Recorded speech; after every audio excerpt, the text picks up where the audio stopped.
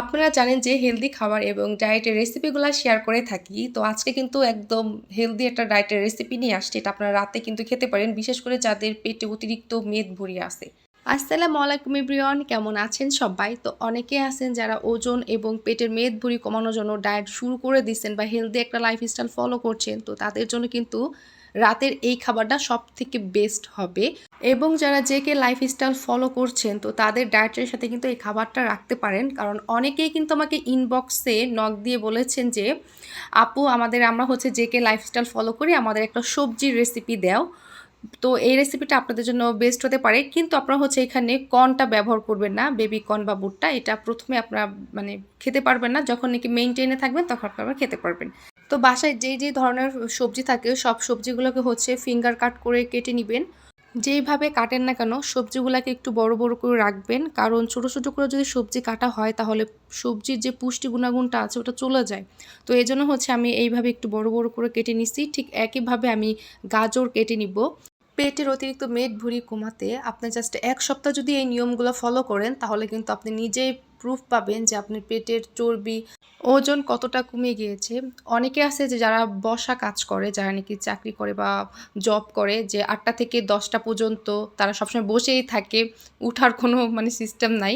তো তাদের সবথেকে বেশি হবে হলো খাবারের দিকে ফোকাস দেয়া।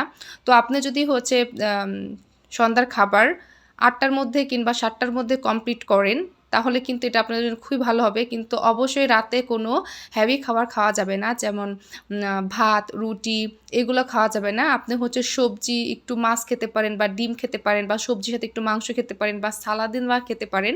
এই খাবারগুলো আপনাদের জন্য সবথেকে বেস্ট হবে। এক্সারসাইজ কিন্তু অবশ্যই করতে হবে। এখন অনেকেই বলবেন যে এক্সারসাইজ করার সময় কই পাবো? হয়তোবা অফিস থেকে আসার সময় একটু হেঁটে আসবেন বা হচ্ছে সকাল সকাল তাড়াতাড়ি উঠবেন, উঠে নামাজ পড়বেন, দেন তারপরে হচ্ছে কিছু পেটের এক্সারসাইজ করবেন, তারপর হচ্ছে যাবেন। লাইফস্টাইল হচ্ছে মানুষের সবথেকে বেশি ইম্পর্টেন্ট। লাইফস্টাইল যদি ঠিক না থাকে তাহলে আপনি যতই ডায়েট করেন না কেন, যত কিছুই খান না কেন, কোনো কাজে আসবে না।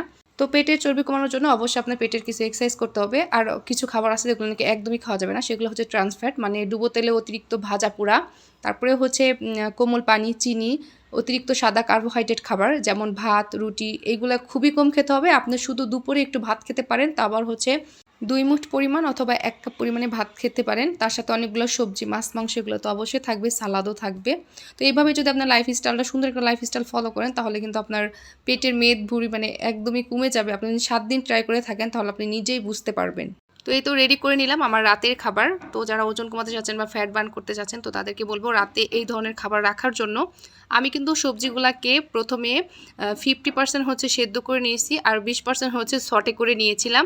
মোট 70%। আমি হচ্ছে একটু কাঁচা কাঁচা সবজি খেতে পছন্দ করি। তো এইজন্য হচ্ছে আমি এভাবেই কুক করে নিয়েছি। আপনারাও এভাবেই ট্রাই করবেন। আর এটাকে আরও মজা করার জন্য আপনি এটার উপর দিয়ে একটু অর্গানো দিতে পারেন। অর্গানো আমি অনেক খুঁজছি, এখানে পাওয়া যায় নাই। আশা করি সবাই ভালো থাকবেন। আল্লাহ হাফেজ। আর ভিডিওটি ভালো লাগলে অবশ্যই লাইক, কমেন্ট, শেয়ার করে দিবেন। আল্লাহ হাফেজ।